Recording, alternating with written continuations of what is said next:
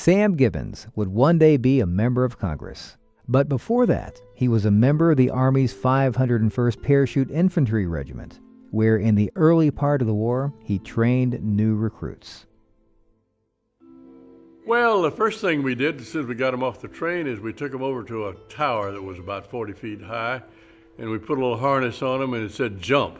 And if it didn't jump, we put them back on the train. If it did jump, we kept them.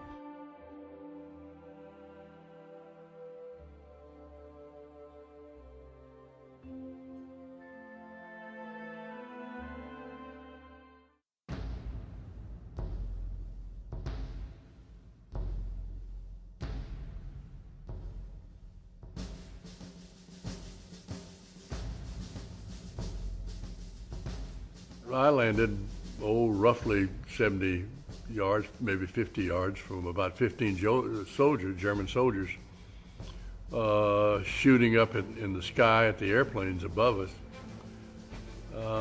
That saved my life. They could hear the airplanes. They couldn't see me because of the camouflage that I wore and because they were night blinded by having fired so much into the darkness. They could hear the planes, so they fired at the planes. And I landed so close to them that when I hit the ground, they could have heard me had they not been shooting. And they could have seen me had they not been night blinded.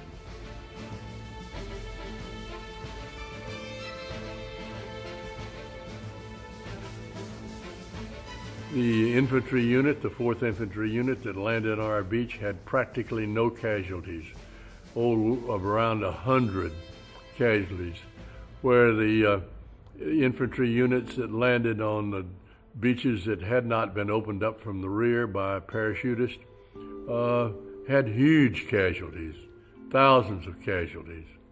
So we got our job done, and it worked.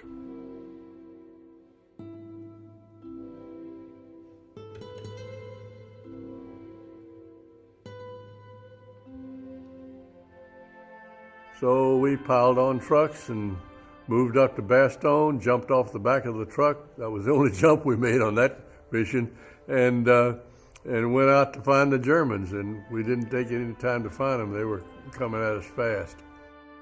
The whole 101st Division was cut off from the rest of the United States Army for about a week. We ran out of food, we ran out of ammunition, we ran out of gasoline, we ran out of everything but Germans, really.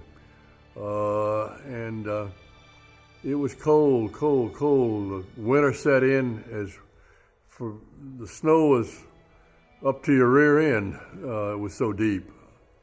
But the snow was to our advantage because the Germans had to use the roads, and the roads were covered with snow, and that made our holding Bastogne a little simpler. But the inclement or horrible weather that we had and the heavy casualties again were very sobering.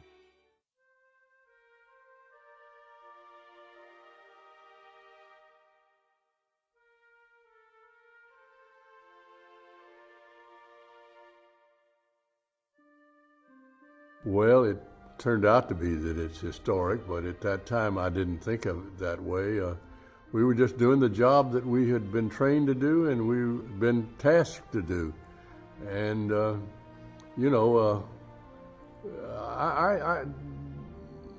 don't think the average combat soldier acts heroic at all.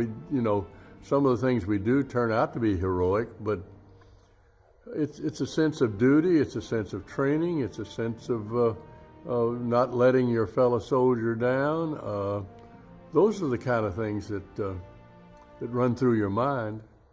And I don't think there was a finer group of soldiers in the 501st Parachute Infantry Regiment. I was proud to be a member of it.